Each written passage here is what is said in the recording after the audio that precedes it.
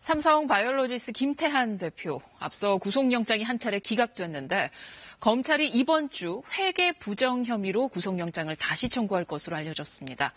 이제는 이재용 삼성전자 부회장 소환 여부에 관심이 모아지는데요. 일본의 경제 보복 등이 변수로 떠올랐습니다. 최은진 기자입니다.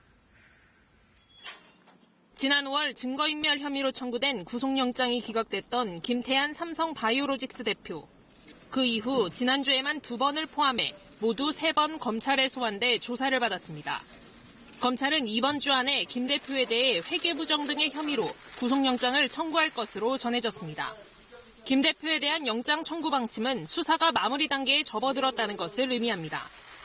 검찰은 김 대표의 다음 단계, 즉 회계부정의 최대 수혜자 이재용 삼성전자 부회장에 대한 직접 조사를 준비하고 있습니다. 당초 이달 말 이 부회장을 소환 조사하고 다음 달 초 수사를 마무리하려 했지만 최근 미묘한 분위기 변화가 감지됩니다. 일본의 경제 보복으로 정부와 경제계가 초비상 상태를 유지하고 있는 상황에서 이 부회장을 소환하는 게 부담스러울 수 있다는 관측입니다.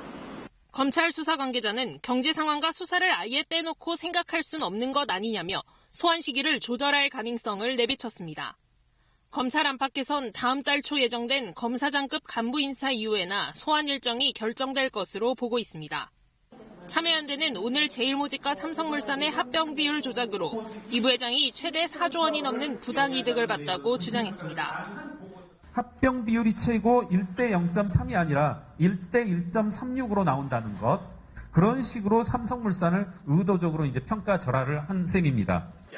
최근의 경제 상황과 별개로 참여연대는 정의로운 시장 질서를 위해 이 부회장을 처벌해야 한다고 강조했습니다.